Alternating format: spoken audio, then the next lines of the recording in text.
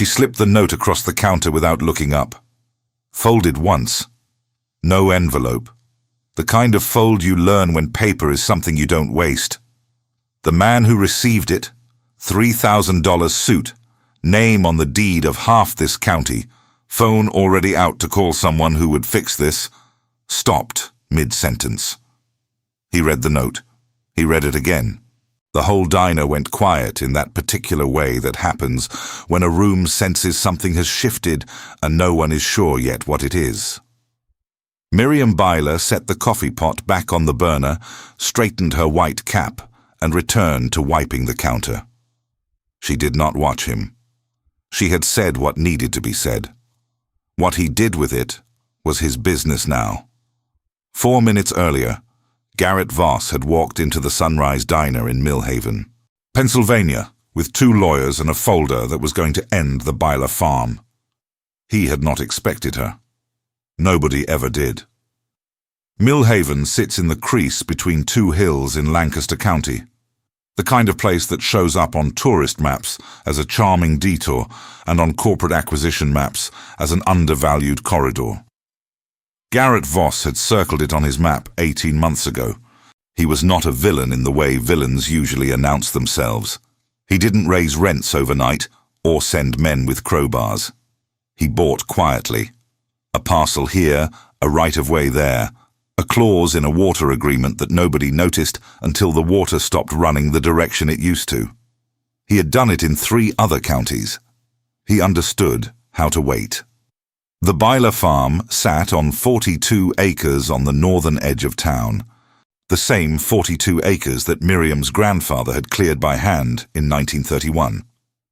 The farmhouse was painted white, as it had always been. The fence lines were straight. The garden was already coming up even this early in the year, rows as precise as scripture. And every morning at 5:15, before the roosters had finished their first argument, Miriam Byler drove her buggy 2 miles down the county road to open the Sunrise Diner. She was 29. Her hair was the color of creek water in autumn, tucked entirely under the white cap she'd worn since she was 15. She wore a green dress, plain cut, the hem exactly where it had always been. Her hands, when she set your cup down, were the hands of someone who had made bread and laid fence wire and delivered calves, done all of it without once asking whether it was hard. Nobody in Millhaven thought of Miriam Byler as remarkable. That was in part exactly what she had wanted. She had moved back 4 years ago, after a silence that the community had learned not to ask about directly. She had simply returned one autumn, thinner, quieter than she'd been as a girl, with a way of listening that seemed to go deeper than the room. She joined back into the Ordnung, kept her hours, paid in cash, owned no smartphone or television or computer. She made the best apple butter in 3 counties, and she never overcharged for coffee. That was what Millhaven knew about Miriam Byler. That, and the fact that when she set her jaw a certain way, the conversation was over. She was refilling Earl Hostetter's cup.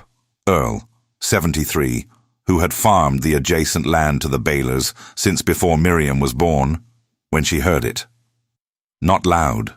Garrett Voss was not a loud man, but she heard the specific confidence in his voice. The tone of someone who has already decided the outcome and is merely performing the courtesy of narration. She heard him say, Byler parcel and eminent domain precedent and rezoning approval already in committee. She set the coffee pot down. She listened to the rest of it with her back to the room. The Sunrise Diner was not large. 8 tables, 4 booths, a counter with 7 stools. At 7:40 in the morning, it held a retired schoolteacher, 2 electricians, Earl, a young woman from the planning office eating alone, and now Garrett Voss and his 2 lawyers, who had stopped here because one of them had been here before and thought the pie was worth it. They had not expected to be overheard. They were, in that sense, not wrong. Nobody who looked at Miriam Byler would have expected her to understand what she was hearing. That was the first mistake. She went back to the kitchen. Gone 4 minutes. When she came back out, she was carrying a fresh basket of rolls and the notepad she used for orders, and a pen. She tore one page from the notepad. She wrote 3 sentences. She walked to the table, set the rolls down without comment, and slid the folded note to Garrett Voss the way you'd slide a check, close enough to reach, not in the way of anything else. Then she went back to the counter. Voss unfolded it. He read it. His lawyer, the taller one, who had been mid-sentence about variance applications, stopped talking. Voss read it a second time. The note said, "Federal Preservation Covenant runs with this land. Call your title company." Page 34. The thing about Miriam Byler was that she had not always been this quiet. There was a version of her, she was 17, 18, who was the opposite of quiet, who had opinions that arrived before she was invited to share them, who had walked into a university classroom in Philadelphia and thought with a clarity she had not expected, "This is where I belong." She had left during Rumspringa, which is not unusual. She had stayed gone, which is also not unusual. Enrolling at Penn was considerably more unusual. She studied land use law and environmental policy and the specific mechanisms by which corporations acquire rural corridors, because she had grown up watching them do exactly that, and she wanted to understand the machinery. She had been good at it. Not good in the way of someone who is pleasantly competent, good in the way that draws attention from people whose attention you have not asked for. In her final years there, she had worked on 3 federal preservation cases, helped classify 16 agricultural properties in 3 states. She had sat across from the kind of men who had more money than God and more lawyers than the Department of Justice, and she had opened her folders and explained, in a tone that contained no particular emotion, exactly why they were going to lose. She had been, in that world, known. Then her mother got sick. Her father had a stroke the same winter. Her brother Jonas, who had stayed, who had never left, who had run the farm alone while Miriam was in Philadelphia doing what she wanted to do, sent her a letter, not an email.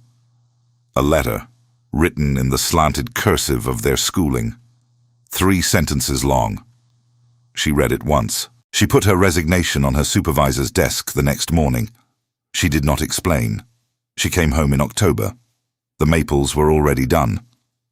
She drove the rental car as far as the county road, then walked the last half-mile, because she did not know what she would say when she arrived and she needed the time. Her father did not speak after the stroke, but he knew her. She could tell by the way his hand changed in hers. He died in January. Her mother lasted until April.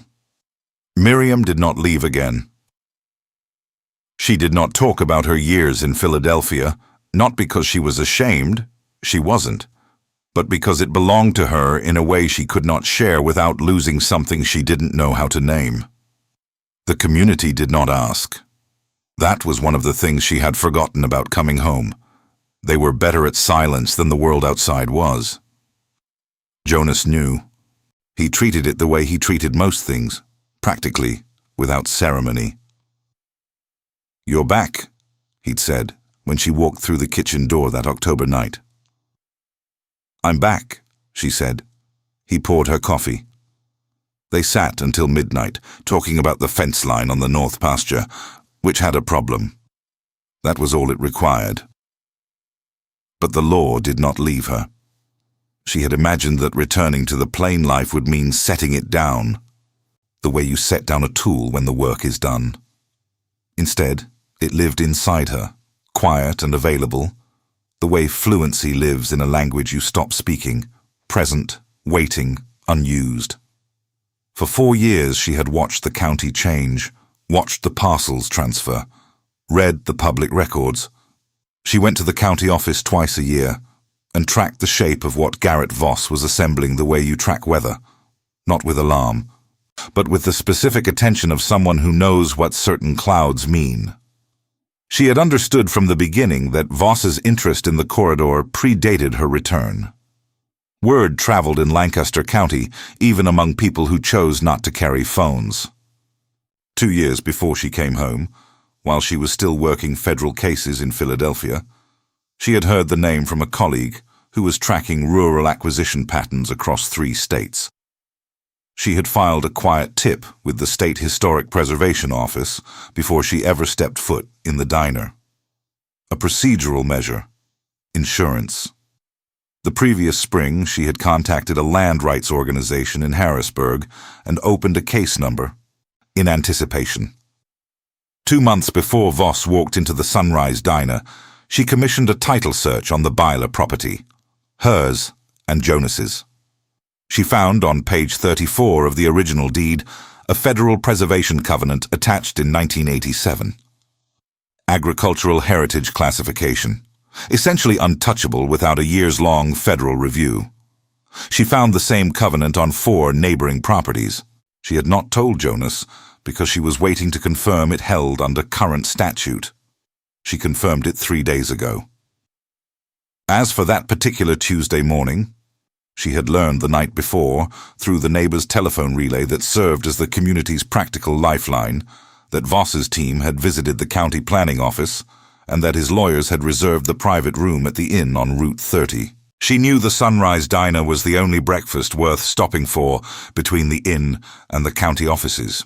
She had opened at 5:15, as always, and she had waited. The note was not improvised. She had been waiting for the right moment, and she had made sure to be where the moment would find her. The taller lawyer, his name was Rutherford. She would learn this later. Craig Rutherford, Voss and Associates Senior Land Acquisition Counsel, was the one who recovered first. He already had the note. He read it a second time, then a third, in the way educated men read things written by people they have underestimated. Slowly, looking for the error, the misread, the lucky guess that would restore the previous order of things. He found none. He looked at the woman behind the counter in the plain green dress and the white cap, who was now apparently wiping the same section of counter she had already wiped twice. "Excuse me," he said it pleasantly. He was practiced at pleasant. "Ma'am," Miriam looked up. "This note, where did you—" He paused, recalibrated. "Do you know what you've written here?" "Yes," she said. "You're saying there's a federal covenant on the Byler property." "On the Byler property and on 4 adjacent parcels. The covenant was attached in 1987 under the Agricultural Heritage Protection Act, Section 12(c). It runs with the land in perpetuity, requires federal review, and a minimum 18-month public comment period before any change in agricultural use designation." Rutherford had not moved. "Your title search would have caught it," she said. "Page 34 of the original deed package. Easy to miss if you're scanning for standard encumbrances and not looking for federal heritage classifications specifically." Garrett Voss was watching her now. Not with the pleasant dismissal he'd arrived with. Something different, something recalculating. "Who are you?" he said. Miriam set the coffee pot back on the burner. "I'm the waitress," she said. "Would anyone like more coffee?" Rutherford spent 11 minutes on his phone in the parking lot. She watched him without appearing to watch him. She knew the shape of that call, had been on both sides of it. The pace of the walking, the hand going up to the back of the neck.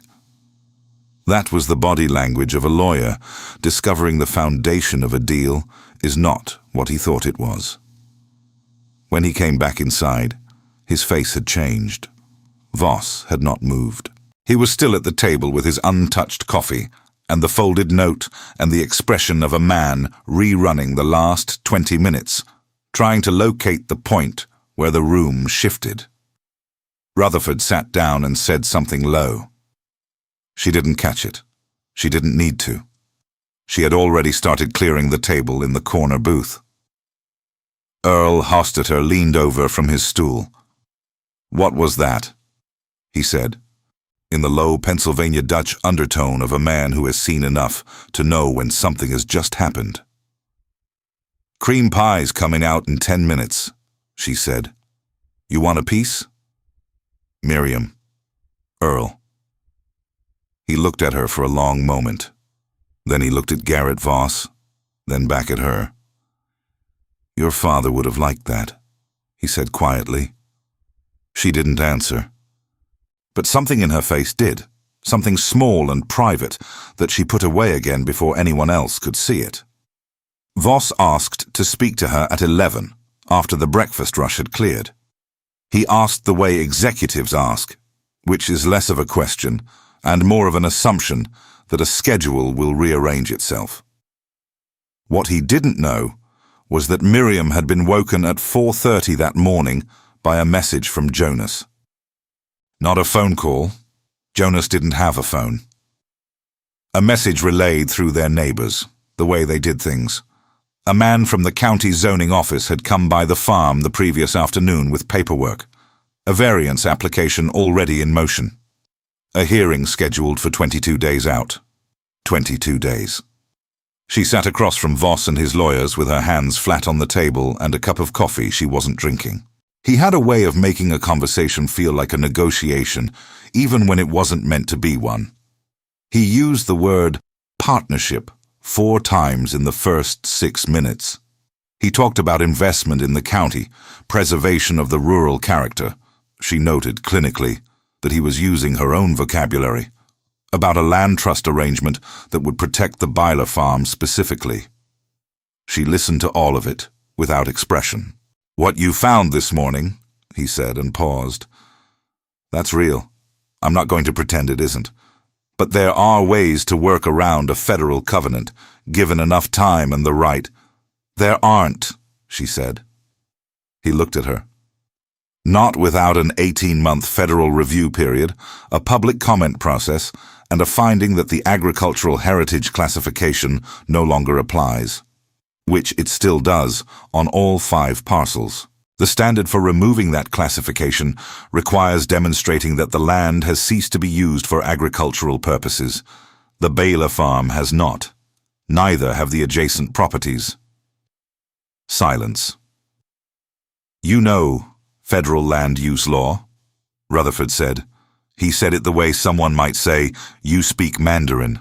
Not hostile, just reconfiguring. I studied it, she said. A while ago. Where? She picked up her coffee, drank it, set it down. Would you like more coffee? She said. Rutherford, the taller lawyer, Craig Rutherford, almost smiled. Almost. Ms. Byler, Voss said. He had stopped using the tone she noticed. I'd like to know who I'm actually talking to. You're talking to the woman who serves coffee here, who grew up on that farm, who knows what's in the deed. And what else? She looked at him steadily. That's enough, she said. That's all you need. He called his title company from the table. She heard it, not the words. He stepped to the far corner of the diner. But the frequency of it, that flat urgency that moves into a man's voice when something he assumed was solid turns out not to be. The younger lawyer was on his laptop. She watched him scroll, stop, scroll back. He looked up and found her looking at him. He looked back at his screen. She went into the kitchen to start the lunch prep. Jonas arrived at 11:40. He had waited until the morning milking was done and the horses were fed. The farm did not pause for crises. It never had. And then driven the buggy into town the long way, which was the way he always came when he needed to think. He came in the back, stomping his boots on the mat, hanging his hat on the peg inside the door. 34, heavier than their father had been, with the kind of quiet that comes from spending most of your life working without an audience. He sat at the counter, and she put coffee in front of him without being asked. He came to the farm this morning, Jonas said. I know. Sit. Miriam, I know, Jonas. Gently. I know about the hearing. I know about the variance. I know about all of it. I've known for a while. He looked at her across the counter. The way Earl had. The way Millhaven had always looked at her. measuring the distance between who she seemed and who she was, and not quite being able to close it. "You have something," he said. "Yes." She paused. "The covenant on the deed." He was quiet a moment. "Dad's covenant." "You knew?" "Dad mentioned it once, years ago, after a hard season. One of those winters when the county started feeling different, when you'd see survey trucks on roads that didn't need surveying. Said he'd signed something with the federal government back in the 80s, something about protecting the land from being taken out of farming. Said there'd been pressure then too. A company out of Harrisburg wanted the whole northern corridor. He wasn't the kind of man to wait and see. I didn't know if it still held. It holds. Jonas wrapped both hands around the coffee cup. Outside, through the diner's front window, Garrett Voss's black SUV was still in the parking lot. Had been since before 8. "What are you going to do?" Jonas said. She wiped the counter, the same section she had already wiped twice. "What I came back to do," she said. That afternoon, she made 3 calls from the telephone at the branch library, 2 blocks from the diner. The first was to a colleague at the Pennsylvania Historical and Museum Commission, someone she had worked with in Philadelphia, who had since moved into a senior preservation role. She picked up on the second ring and said Miriam's name, the way people say the name of someone they didn't expect to hear from. "It's been a long time." "It has. I need something from the Federal Registry, documented and on record by close of business today." A pause. "How many parcels?" 5. "You're sure about the covenant language?" "I have the original deed, page 34. The library here has a fax. I can be at it in 20 minutes. Make it 15, and Miriam, it's good to hear your voice." She didn't answer that. The second call went to the land rights organization in Harrisburg. 4 minutes. She gave them the case number she had already opened months prior, in anticipation.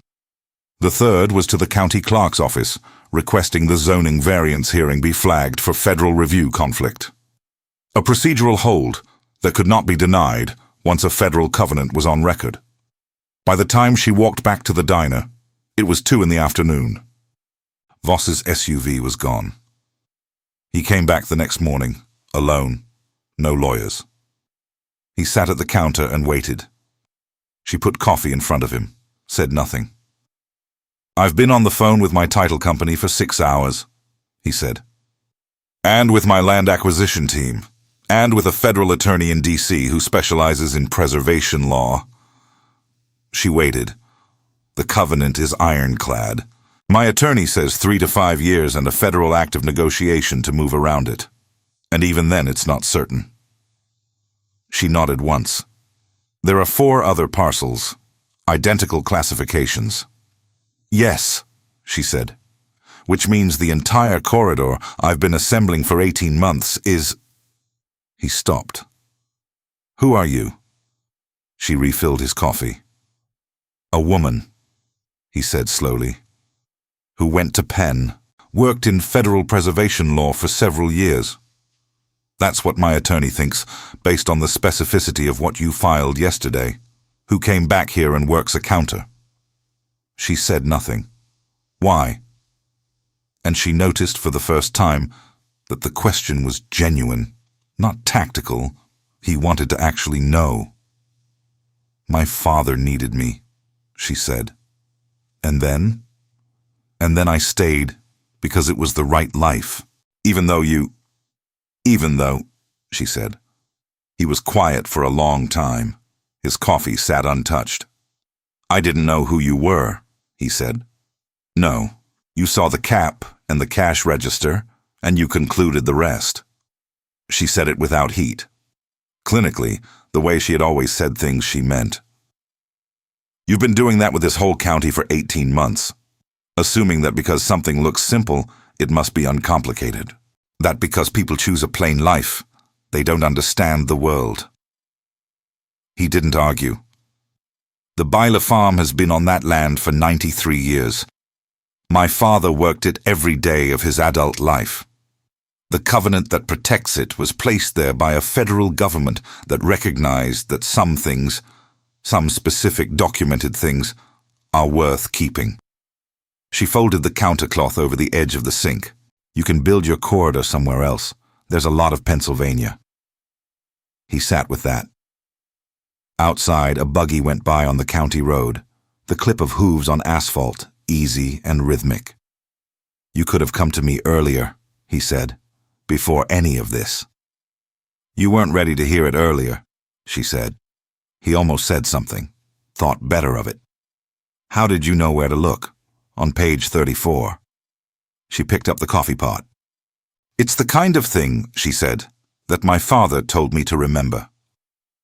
The variance hearing was formally suspended 11 days later.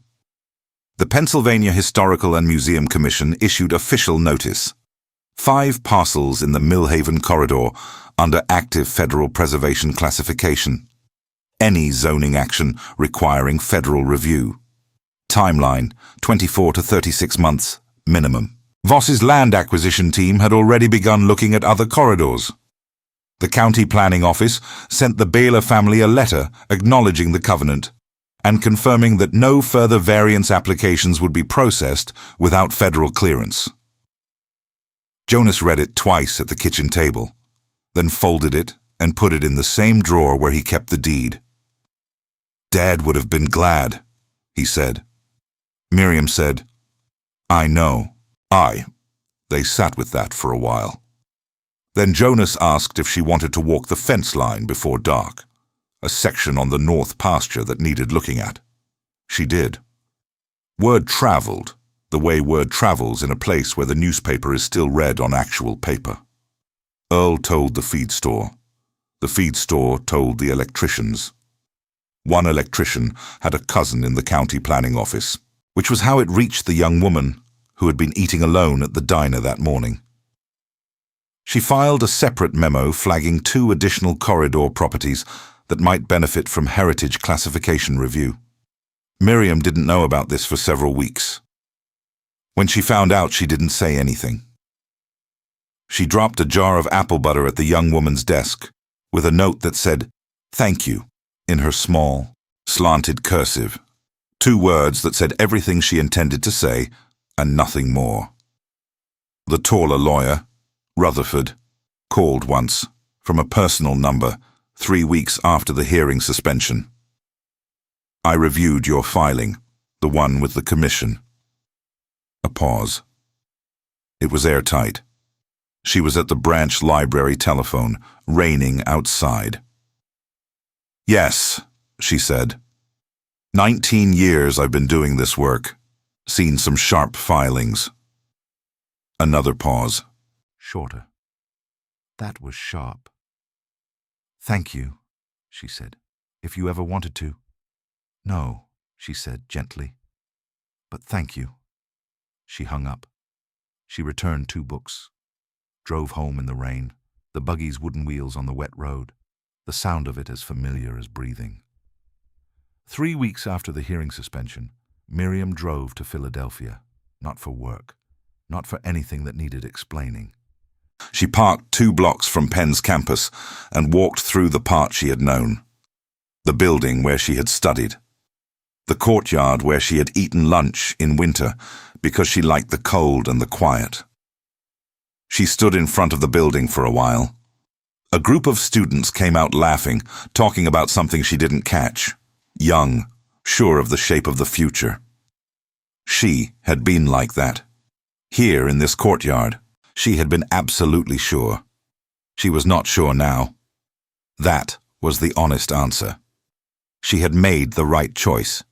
She believed that the way she believed the fence line was true and the soil was good. But belief and certainty are not the same thing. She had given up something real. The version of herself that might have existed in that building, in that particular form of being known. She had given it up for her father's hand in hers. She would make the same choice again. But the other life sat inside her like a folded note, quiet and carried, never opened, never thrown away. She stood in the courtyard, until the cold drove her back to the car. She drove home. One evening in November, first frost, the fields given over to their winter silence. Jonas set something on the kitchen table between them. A photograph. Old. Faded at the edges. Their father, young, shockingly young, she had forgotten he had ever been young, standing in front of the farmhouse with a man in a suit from the federal government. Between them, a document. Both of them signing it. 1987. The covenant. Her father had known exactly what he was signing. Had known, 37 years ago, that the land would need protecting one day. He had signed it because in the mid-1980s, a company out of Harrisburg had begun eyeing the Northern Corridor. The same logic, a different decade. He had simply done the work and said nothing about it, the way he had always done work. Quietly, completely, without asking to be watched. She looked at the photograph for a long time. He knew, she said. He always knew, Jonas said. She put the photograph behind the counter the next morning, under the register, where she kept the few things that mattered most. 6 months after that, Millhaven had already begun to refer to it simply as the diner, as in before the diner and after the diner.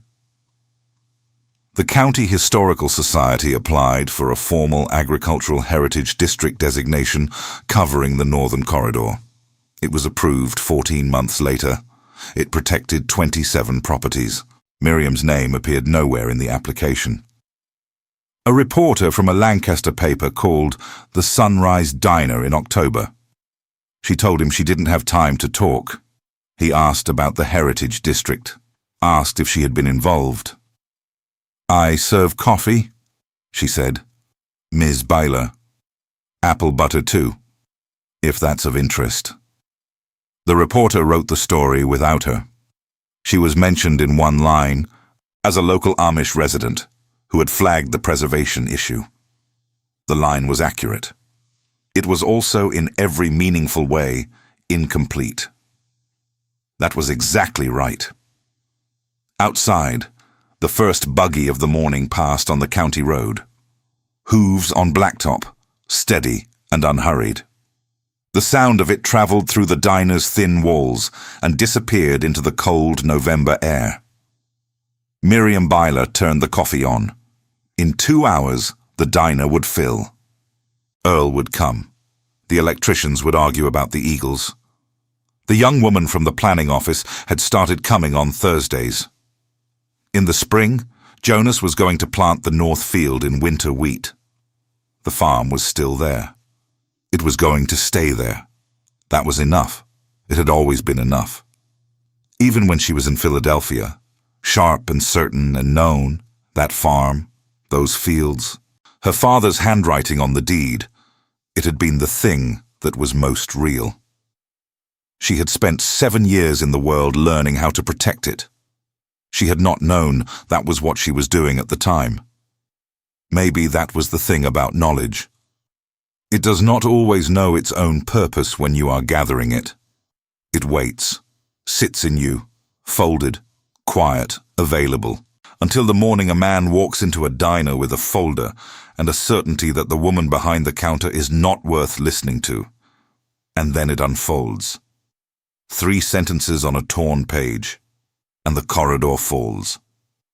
Some people carry the whole weight of a world they chose to leave behind, so that the world they chose instead can stand.